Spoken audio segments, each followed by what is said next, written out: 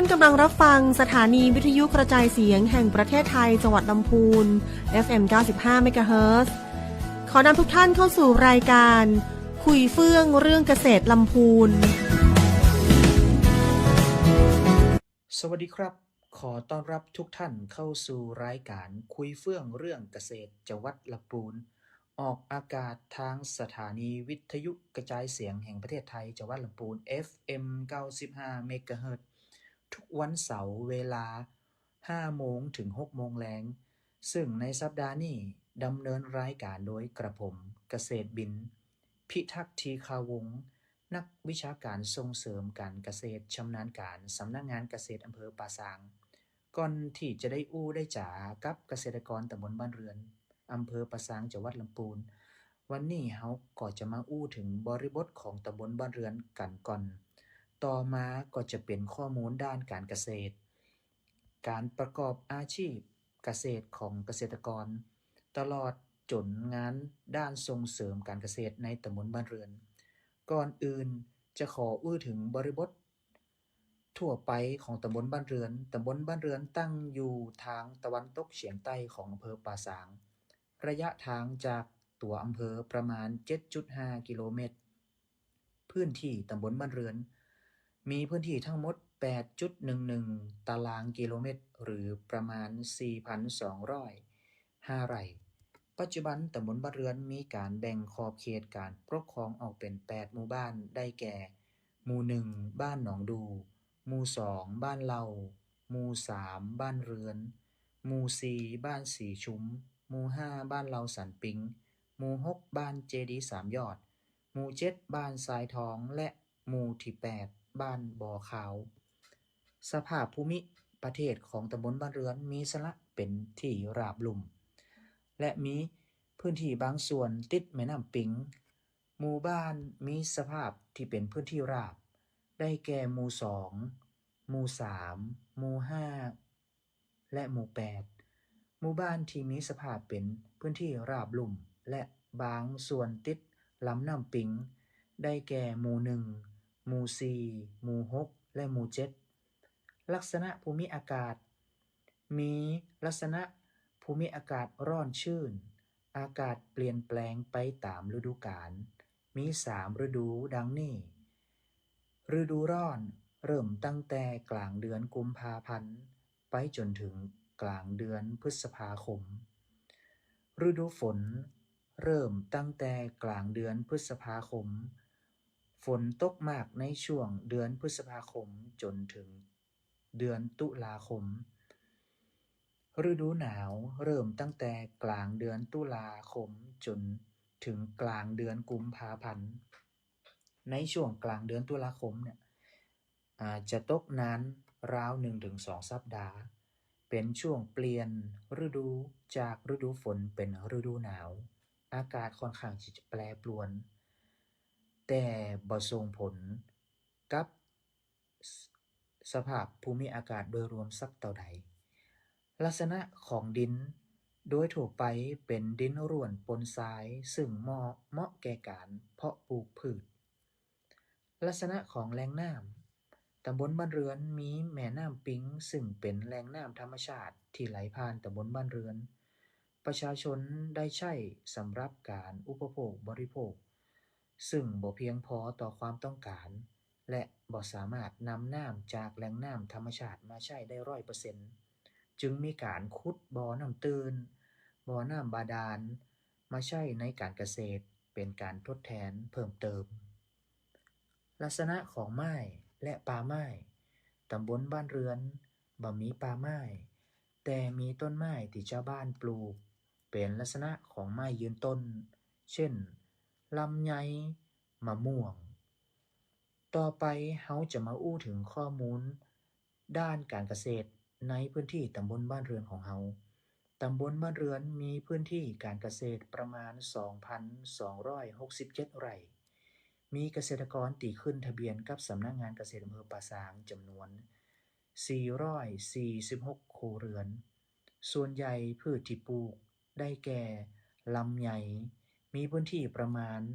1,800 ไร่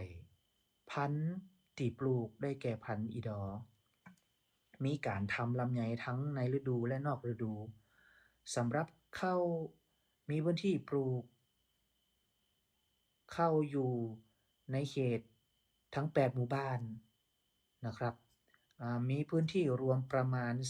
400กว่าไร่ โดยเกษตรกรส่วนใหญ่จะปลูกข้าวไว้กินเป็นส่วนใหญ่ มีการปลูกข้าวทั้งนาปีและนาปลัง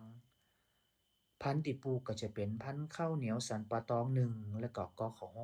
6ในส่วนของกลุ่มเกษตรกรและสถาบันเกษตรกรมีอยู่หลายกลุ่มได้แก่อาสาสมัครเกษตรหมู่บ้าน กลุ่มส่งเสริมอาชีพการเกษตร กลุ่มแม่บ้านเกษตรกรและกลุ่มวิสาหกิจชุมชน อาสาสมัครเกษตรหมู่บ้านหรือเรียกสั้นๆว่าอกม.นะครับคือผู้แทนเกษตรกรระดับหมู่บ้านที่ได้รับการคัดเลือกหมู่บ้านละ1คนเพื่อทำหน้าที่ประสานเชื่อมโยงการทำงานของอาสาสมัครเกษตรในสาขาต่างๆองค์กรและหน่วยงานที่เกี่ยวข้องในหมู่บ้านตำบลบ้านเรือนเฮาเนี่ยมีอาสาสมัครเกษตรอยู่8คนนะครับก็คือมีทุกหมู่บ้านกลุ่มส่งเสริมอาชีพการเกษตรคือกลุ่มเกษตรกรที่มีอาชีพเดียวกันนะครับมีการรวมตัวกันโดยธรรมชาติมีวัตถุประสงค์หรือเป้าหมายในการดำเนินงานในทิศทางเดียวกันตำบลบ้านเรือนของเราก็จะมีกลุ่มส่งเสริมอาชีพอยู่1กลุ่มก็คือกลุ่มทำเครื่องเทศนะครับติดตั้งอยู่หมู่7ครับบ้านทรายทองกลุ่มแม่บ้านเกษตรกรนะครับเป็นกลุ่มที่มีการรวมตัวกันของสตรีในภาคการเกษตรเพื่อรับความรู้ด้านการเกษตรและก็ด้านเคหกิจเกษตรนะครับเพื่อนำไปพัฒนาการเกษตรและคุณภาพชีวิตของครอบครัวตำบลมะเรือนมีกลุ่มแม่บ้านเกษตรกรจำนวน3กลุ่มครับได้แก่แม่บ้านเกษตรกรบ้านเรือนตั้งอยู่หมู่3กลุ่มแม่บ้านเกษตรกรบ้านเจดีย์3ยอดตั้งอยู่หมู่6และก็กลุ่มแม่บ้านเกษตรกรบ้านทรายทองตั้งอยู่หมู่ที่7ส่วนกลุ่มวิสาหกิจชุมชนคือกิจการของชุมชนนะครับมีการผลิตสินค้าการให้บริการหรือกิจกรรมอื่นๆนะครับที่มีการดำเนินการร่วมกันในชุมชนเพื่อสร้างรายได้พึ่งพาตัวเก่าและก็ครอบครัวและก็ชุมชนและก็ระหว่างชุมชนนะครับตำบลบ้านเรือนเนี่ยมีกลุ่มวิสาหกิจชุมชนอยู่7กลุ่มนะครับก็มีกลุ่มวิสาหกิจชุมชนแปรรูปผลิตภัณฑ์ผ้าฝ้ายทอมือบ้านเราหมู่2นะครับกลุ่มวิสาหกิจชุมชนกลุ่มปลูกพืชเลี้ยงสัตว์พัฒนาท้องถิ่นหมู่4นะครับกลุ่มวิสาหกิจชุมชนเกษตรกรปลูกพืชเลี้ยงสัตว์แบบผสมผสานบ้านเราหมู่2กลุ่มวิสาหกิจชุมชนแปลงใหญ่ลำไยตำบลบ้านเรือนอยู่หมู่2นะครับวิสาหกิจชุมชนแม่บ้านเกษตรกรบ้านเรือนอันนี้ตั้งอยู่หมู่3แล้วก็วิสาหกิจชุมชนบ้านเราพระเจ้าตาเขียวอันนี้ตั้งอยู่หมู่2แล้วก็กลุ่มสุดท้ายนะครับกลุ่มวิสาหกิจชุมชนมอนหนองดูนี่ตั้งอยู่หมู่8นะครับนอกจากนี่ก็ยังมีการส่งเสริมการเกษตรแบบแปลงใหญ่นะครับซึ่งเป็นนโยบายการรวมกลุ่มส่งเสริมการเกษตรแปลงใหญ่ที่มีวัตถุประสงค์เพื่อสนับสนุนให้เกษตรกรรายย่อยมีการรวมกลุ่มกันผลิตสินค้าเกษตรให้มีการบริหารจัดการกลุ่มร่วมกันนะครับในกลุ่มนะครับเพื่อทำให้เกษตรกรลดต้นทุนการผลิตนะครับแล้วก็เพิ่มผลผลิตสามารถแข่งขันนะครับในตลาดได้นะครับภายใต้การบูรณาการร่วมกันระหว่างทั้งภาครัฐและก็ภาคเอกชนนะครับรวมกับภาคประชาชนซึ่งตำบลบ้านเรือนเนี่ยมีจำนวนแปลงใหญ่อยู่2แปลงนะครับคือกลุ่มแปลงใหญ่ลำไยบ้านเรานะครับตั้งอยู่หมู่2แปลงใหญ่แปลงเนี่ยจัดตั้งตั้งแต่ปี63เนาะ ปัจจุบันมีสมาชิกอยู่31รายนะครับแล้วก็กลุ่มแปลงใหญ่ลำไยบ้านเจดีย์3ยอดอันนี้ตั้งอยู่หมู่6นะครับก็จัดตั้งเมื่อปี2565ปัจจุบันมีสมาชิกกลุ่มอยู่42รายนอกจากกลุ่มแปลงใหญ่แล้วนะครับกรมส่งเสริมการเกษตรโดยสำนักงานเกษตรอำเภอป่าซางยังได้จัดตั้งศูนย์เรียนรู้การเพิ่มประสิทธิภาพการผลิตสินค้าเกษตรนะครับหรือฮ้องย่อๆว่าสพกนะครับโดยตำบลบ้านเรือนเนี่ยมีสพกอยู่จำนวน2ศูนย์ด้วยกันนะครับประกอบไปด้วยสพกเครือข่ายหมู่2นะครับบ้านเราพระเจ้าตาเขียวนะครับมีนายไพฑูรย์คำสุขนะครับเป็นเกษตรกรต้นแบบนะครับซึ่งเป็นศูนย์เรียนรู้ที่เป็นการผลิตลำไยคุณภาพนะครับเป็นต้นแบบนะครับและก็ศูนย์ที่2นะครับเป็นศูนย์เครือข่ายบ้านเจดีย์3ยอดนะครับตั้งอยู่หมู่6นะครับบ้านเจดีย์3ยอดนะครับมีนายผลดำธรรมนะครับเป็นเกษตรกรต้นแบบนะครับนี่ก็เป็นศูนย์เรียนรู้ด้านไม้ผลนะครับคือการผลิตลำไยคุณภาพเหมือนกันนะครับและก็จุดเรียนรู้ที่น่าสนใจของตำบลบ้านเรือนอีก1จุดนะครับก็เป็นจุดเรียนรู้ด้านเกษตรผสมผสานนะครับจุดเรียนรู้ตรงนี้ตั้งอยู่หมู่8นะครับหรือบ้านบ่อขาวตำบลบ้านเรือนนะครับโดยมีท่านกำนันแอดนะครับนิวัฒน์ชัยพรหมมาแบนนะครับเป็นตัวเกษตรกรต้นแบบนะครับสำหรับในช่วงที่1นี้นะครับเราได้อู้ในเรื่องของบริบทนะครับข้อมูลของตำบลบ้านเรือนให้ท่านผู้ฟังได้รับทราบแล้วนะครับต่อจากช่วงที่2จากนี้นะครับเราจะได้อู้ถึงเรื่องของพักเจียงดานะครับราชนีพักพื้นบ้านล้านนานะครับจินดาแห่งล้านนากันต่อนะครับช่วงนี้ก็พักเบรกกันก่อนนะครับเดี๋ยวมาต่อกันช่วงที่2นะครับ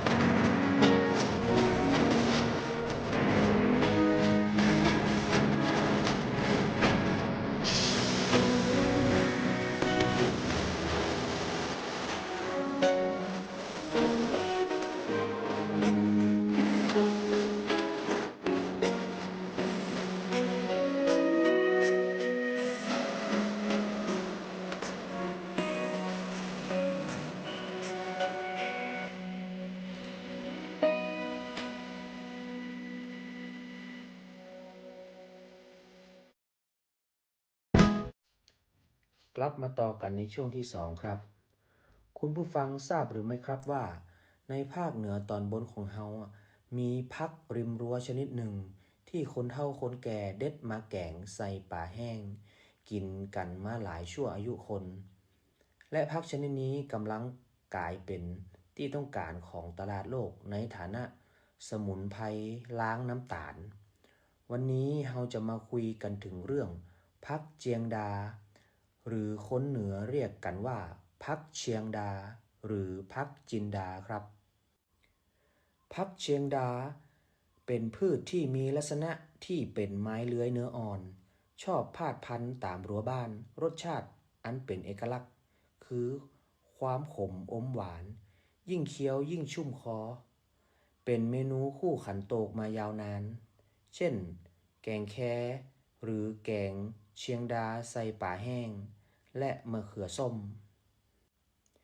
จากผักพื้นบ้านสู่สารสกัดระดับโลกในประเทศอินเดียและในระดับสากลผักเจียงดาจัดอยู่ในกลุ่มพืชที่มีชื่อวิทยาศาสตร์ว่าจิมนิมาอินโดโนรัมซึ่ง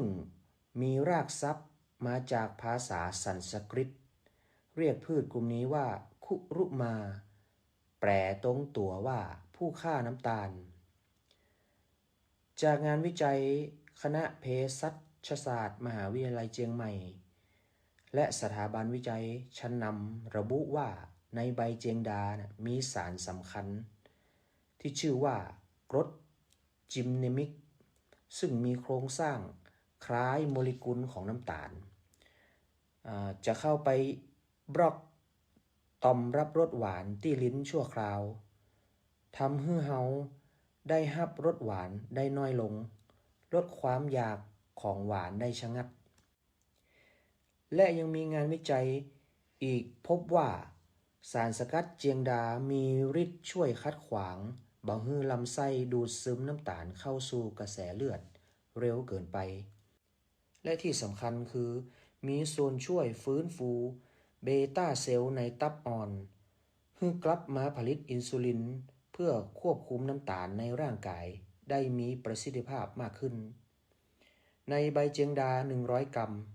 อัดแน่นไปด้วยเบต้าแคโรทีนสูงเกือบ 6,000 ไมโครกรัมมีสารต้านอนุมูลอิสระในปริมาณที่สูงมากช่วยลดความเสี่ยงโรครูมาตอยด์และโรคเกาต์ได้ด้วยนะครับในส่วนของเทคนิคการปลูกเพื่อได้สารสำคัญสูงสุดจากข้อมูลทางวิชาการของมหาวิทยาลัยเทคโนโลยีราชมงคลล้านนาและศูนย์ขยายพันธุ์พืชในพื้นที่ภาคเหนือพบว่าผักเจียงดาชอบดินร่วนที่มีการระบายน้ำที่ดีปลูกได้ดีที่สุดในสภาพอากาศกึ่งร่มกึ่งแดดแสงรำไรและยังมีเทคนิคในการแกล้งให้ผักเจียงดาเพิ่มสารสำคัญให้สูงขึ้นมีงานวิจัยทดลองที่สถาบันวิจัยเทคโนโลยีการเกษตรลำปาง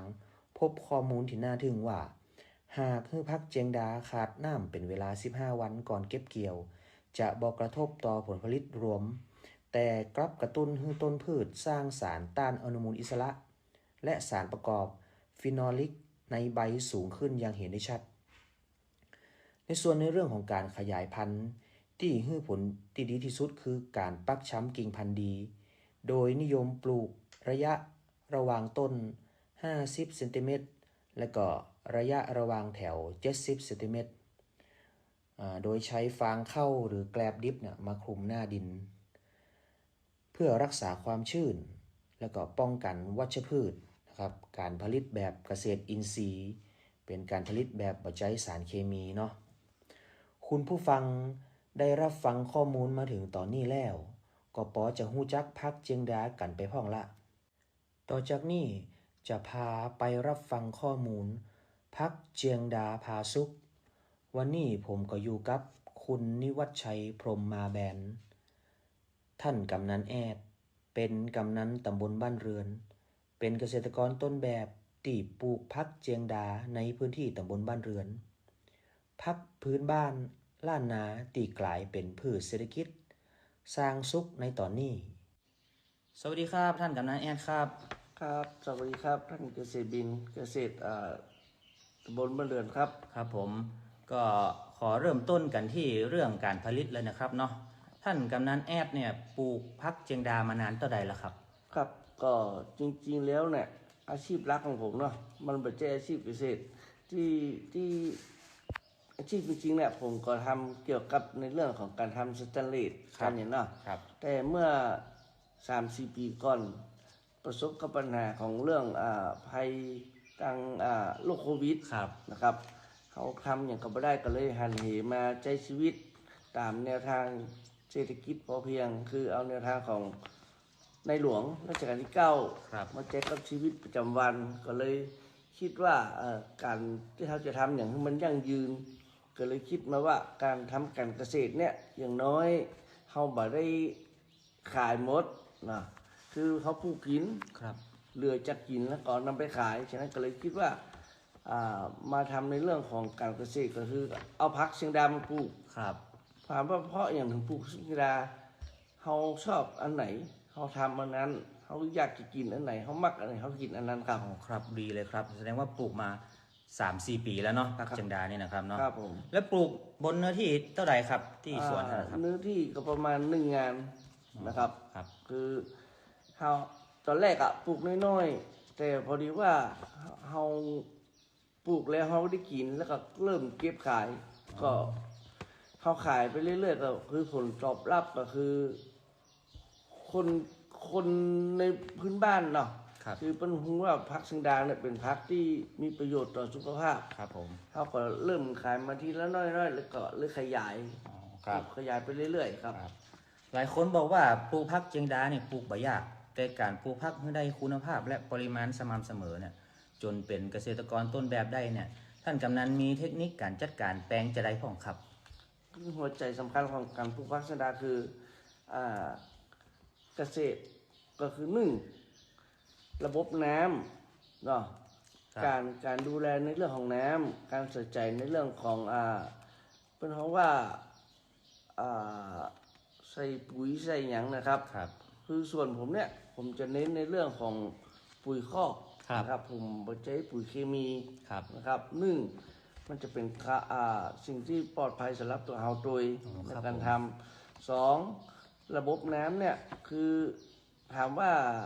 เราก็มีใจน้ำเขาเป็นขุดร่องน้ำนะครับเนาะ ครับ เขาก็จะใจน้ำใน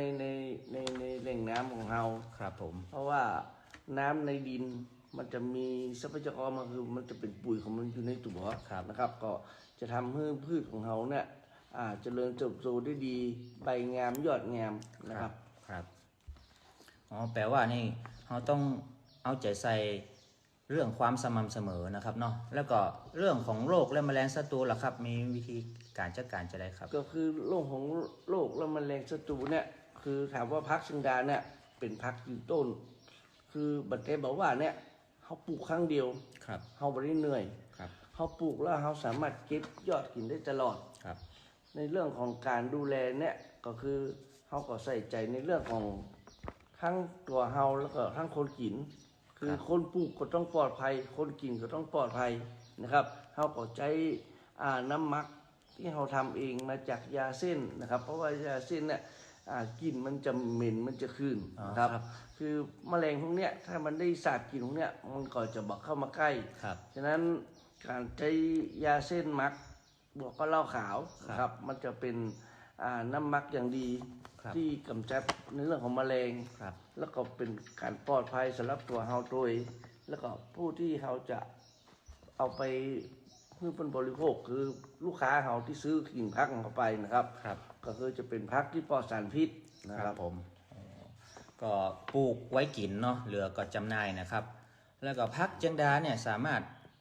นำไปทำอาหารเมนูอย่างพ่องครับที่ท่านกำนันชอบกินบ่อยๆอะครับ คือปัจจุบันเนี่ยถามว่าผมปลูกพักซื้อดาเพราะอย่างเพราะผมชอบกิน เพราะว่ามันลดในเรื่องของเบาหวานความดัน ครับ นะครับ แล้วก็เขาจะเอาไปทำได้หลายรูปแบบบอกว่าจะเป็นการพัดใส่ไข่ก็ดีบอกว่าแกงใส่ปลาแห้งก็ดี แต่ที่เพิ่นทำกันนักๆน่ะ พักเชียงดาเนี่ยสามารถต่อยอดไปทำใบชานะครับ อ๋อครับ ชาจากพักเชียงดาบางทีท่านอาจจะเห็นว่าเปิ้นจะเอาไปบดนะครับเป็นแคปซูลนะครับเพื่อจำหน่ายแต่ตรงนี้ของผมก็คือยังบะตลาดผมคงยังบะขนาดนั้น ครับ ผมก็แค่ว่าในพื้นบ้านของผมนะครับเพราะว่าทุกวันที่ผมปลูกทุกวันเนี่ยมันก็ยังบอกเพียงพอกับตลาด ครับ นะครับเลยผมก็เลยว่าเอาขายยอด ครับ นะครับเราสามารถที่จะส่งหรือว่าผลิตเป็นใบชาหรือว่าผลิตเป็นแคปซูลเป็นโรงงานได้ ครับ นะครับ ผม ถ้าหากว่าถ้ายังมีโอกาสที่ดีกว่านี้ก็ถ้าเกิดการขยายต่อยอด ครับ นะครับเราอาจจะไปทำผลิตเป็นใบชาตากแห้ง ครับ ต่อไปนะค ค รั รับ บผมโอ้ทั้งอร่อยและก็มีประโยชน์ต่อสุขภาพเนาะมาถึงเรื่องสำคัญนะครับที่เกษตรกรอยากรู้มากที่สุดคือเรื่องด้านการตลาดนะครับปลูกได้ดีแล้วนะครับ จะเอาไปขายให้ไผ่ตังใดของครับ คือถามว่าเรื่องของการตลาดนะครับ ปัจจุบันเนาะผมก็เริ่มต้นจากตลาดในหมู่บ้าน ครับ อาจจะมีร้านชำร้านอย่างนะครับระแวกในหมู่บ้านเขาก็ไปฝากไปขายนะครับ คืออู้ได้เลยว่า การปลูกผักเชียงดาเนี่ยตอนแรกผมก็ยังคิดว่าเขาจะไปขายไผ่ ครับ แต่ต่อมาคือตลาดอะในหมู่บ้านเขาเนี่ยเขาไปขายแล้ว คือการตอบรับคือจะมีเจ้าบ้านเขาเนี่ยซึ่งเขาเองก็เป็นคนพื้นเมืองเนาะการบริโภคการอย่างเนี้ยเพิ่นชอบกินชอบหยังนะครับ แล้วอย่างหนึงผมอยากจะแนะนำให้กับเกษตรกรหลายๆท่านนะครับ การปลูกผักปลูกพืชอย่างต่างๆเนี่ยคือปลูกผักเชียงดาน่ะปลูกครั้งเดียว ครับ เก็บกินได้ตลอด ครับ แต่ถ้าท่านปลูกพริกปลูกมะเขือนะครับ ท่านจะปลูกหลายรอบ ครับ การดูแลการเอาใจใส่มันเหนื่อย เพราะผมเองก็ทุกวันนี้ผมก็เป็นกำนัน ครับ ถามว่าเวลาที่ผมจะอยู่ดูแลกับพืชผักพวกเนี้ยมีน้อยนะครับ คือถ้าปลูกอย่างอื่นน่ะต้องมาดูแลใส่ใจพ่นยาอย่างนั้นแต่ผักเชียงดาเป็นพืชชนิดหนึ่งที่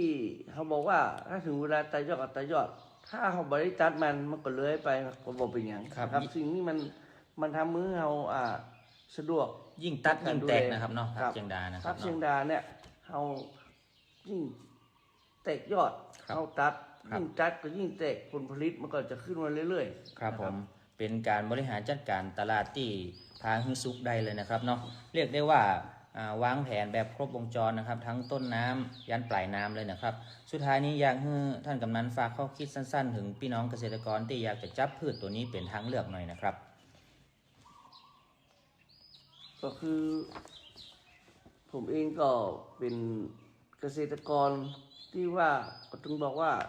ผมเริ่มต้นจากการที่เราเจอปัญหาของเรื่องโควิดนะครับ ก็คืออยากจะฝากถึงเกษตรกรนะครับ ที่อยากจะจับพืชตัวนี้นะครับ การปลูกผักเชียงดานะครับเชียงดาพาสุกคือเราต้องสุกทั้งคนปลูกและก็คนกิน ครับ เราใส่ใจในเรื่องของความปลอดภัย ครับ นะครับ ผมบอกว่าในส่วนผมนะครับ การที่เราจะดูแลในเรื่องของโรคและแมลงผมก็ใช้ปุ๋ยหมักก็ผมก็ใช้ยาเส้นน้ำหมักนะครับพ่นแล้วก็ปุ๋ยที่ผมใส่ก็คือเป็นปุ๋ยคอก ครับ นะครับเราไม่ได้เน้นในเรื่องของเคมีนะครับ เพราะว่าสิ่งเหล่านี้เราเป็นคนดูแลนะครับ ถ้าเราเอาเรื่องของยาเรื่องของเคมีเข้ามานะครับ มันก็จะเป็นอันตรายกับตัวเรา ครับ แล้วก็ ผม อันตรายกับคนกิน ครับ ฉะนั้นเราเน้นในเรื่องของปุ๋ยปุ๋ยคอกปุ๋ยอย่างนะครับ ครับผมอ๋อวันนี้ชัดเจนมากเลยครับ ทั้งเทคนิคการผลิตและก็การตลาดที่ยั่งยืนนะครับ และก็ที่สวนก็ยังเป็นจุดเรียนรู้เกษตรผสมผสานด้วยนะครับ ต้องขอบคุณท่านกำนันแอนมากๆเลยครับ คุณผู้ฟังครับ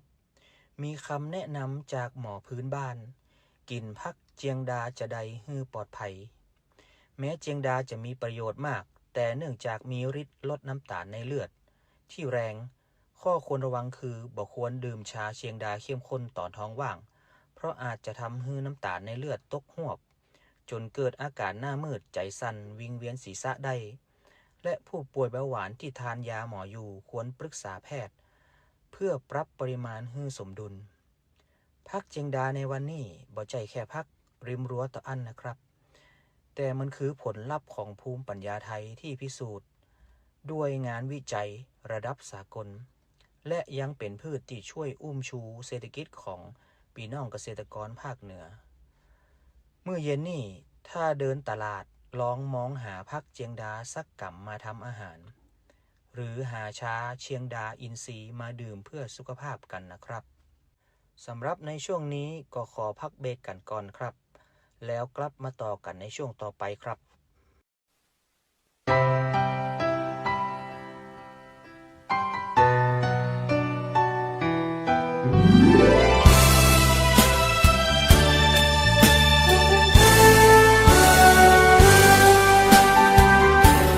เมื่อสังคมยังคงรุนแร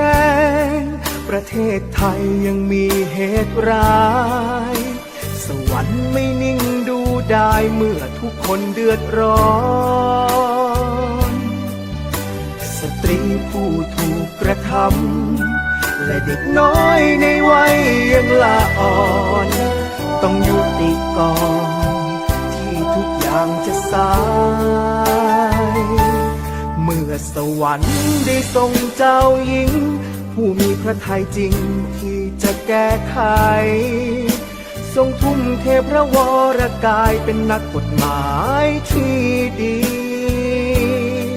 จะคุ้มครองสิทธิเด็กน้อย และคุ้มครองสิทธิสตรี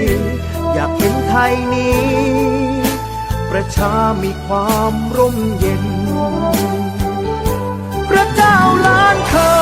พระองค์เจ้าพัชรกิติยาภาทรงเป็นนางฟ้า เจ้าหญิงนักกฎหมายทรงเป็นอัยการของแผ่นดิน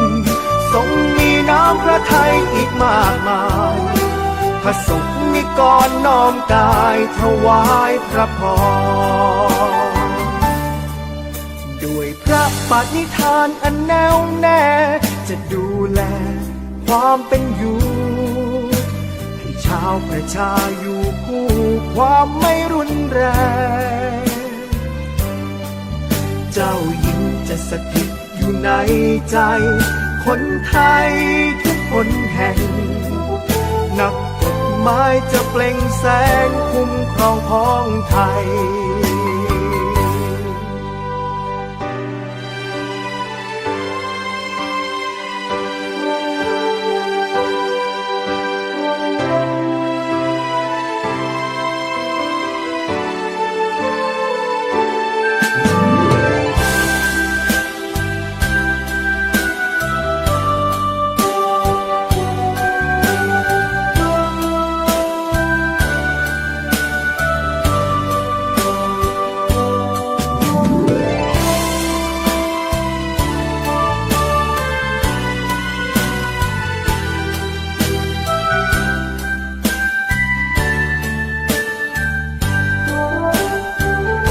พระเจ้าล้านเธอพระองค์เจ้าพัชรกิติยาภาทรงเป็นนางฟ้า เจ้าหญิงนักกฎหมายทรงเป็นอัยการของแผ่นดินทรงมีน้ำพระทัยอีกมากมายพระสงฆ์นิกรน้อมกายถวายพระพรพระสงฆ์นิกรน้อมกายถวายพระพร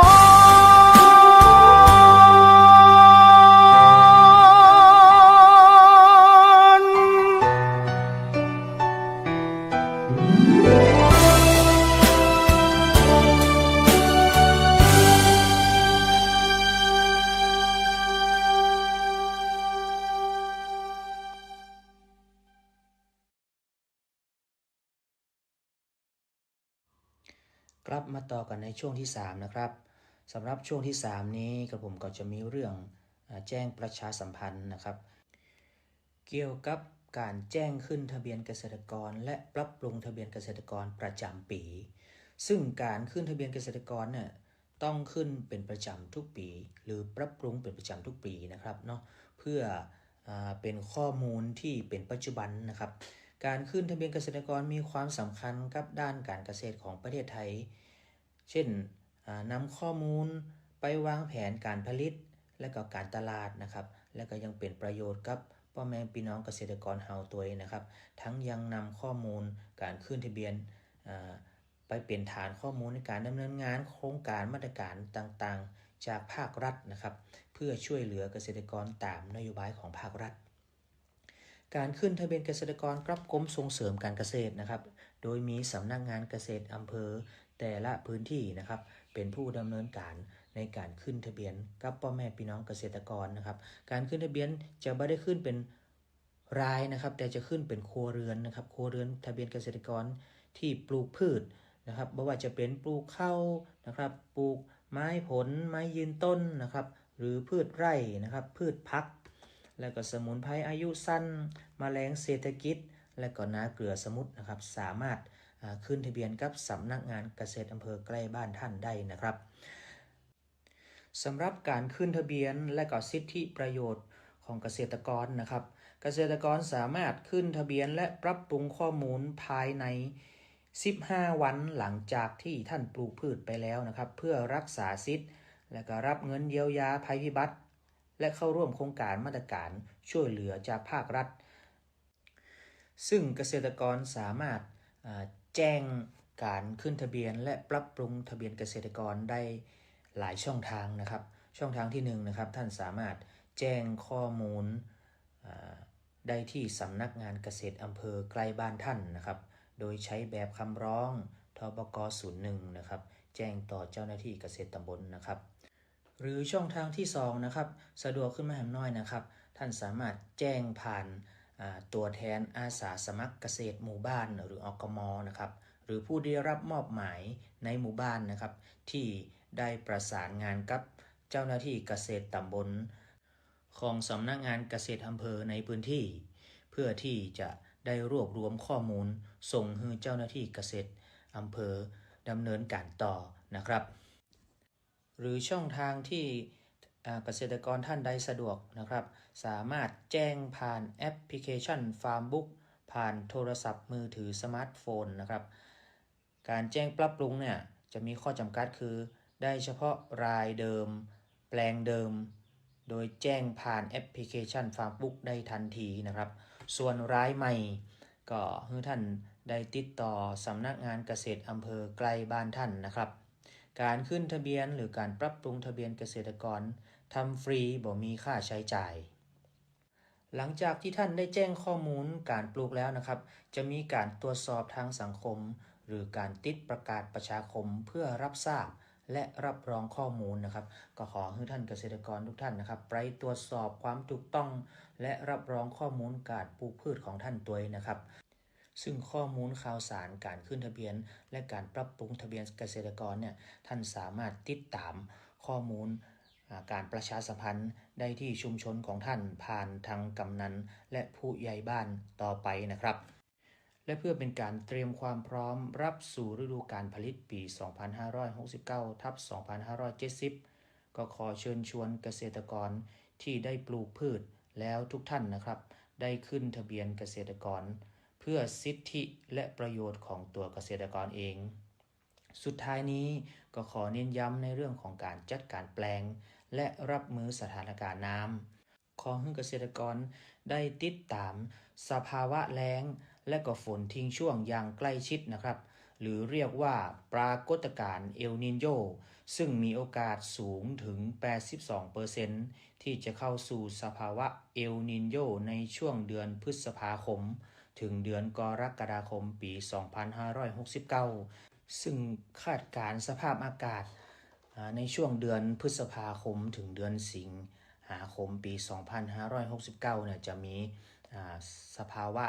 ในการฝนตกชุกและก็มีฝนทิ้งช่วงเป็นสลับกันไปนะครับก็ขอให้เกษตรกรได้เตรียมพร้อมรับมือนะครับติดตามสถานการณ์อย่างใกล้ชิดนะครับสำหรับวันนี้เราก็ได้ฟังเรื่องราวด้านการเกษตรของตำบลบ้านเรือนอำเภอปะซางจังหวัดลำพูนไปพอสมควรแล้วนะครับหากคุณผู้ฟังอยากจะสอบถามข้อมูล เกี่ยวกับด้านการเกษตรเพิ่มเติมก็สามารถติดต่อได้ที่สำนักงานเกษตรอำเภอใกล้บ้านท่านหรือสามารถสอบถามได้ที่สำนักงานเกษตรอำเภอป่าซางเบอร์โทร 053-521-353 และก็ขอฝากทุกท่านติดตามเพจ Facebook สำนักงานเกษตรอำเภอป่าซางแล้วก็อย่าลืมติดตามรายการคุยเฟื่องเรื่องเกษตรลำพูนทุกวันเสาร์เวลา 5 โมงถึง 6 โมงแลงทาง FM 95 เมกะเฮิรตซ์สุดท้ายนี้ผมก็ขอลาคุณผู้ฟังทุกท่านไปก่อน สวัสดีครับ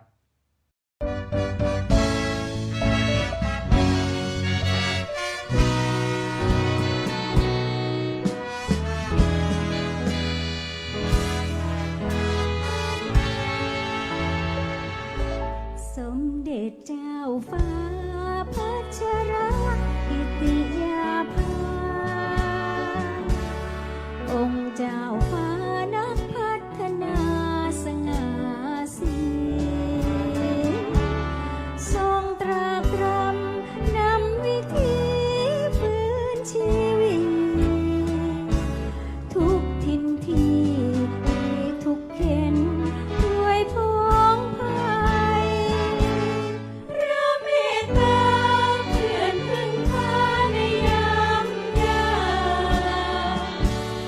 ทรงเพียรภาคพลิกชีวิตให้สดใสทรงฟื้นฟูทรงป้องกันระวังภัยเพื่อพ้องไทยได้พ้องเพียงอย่างยั่ง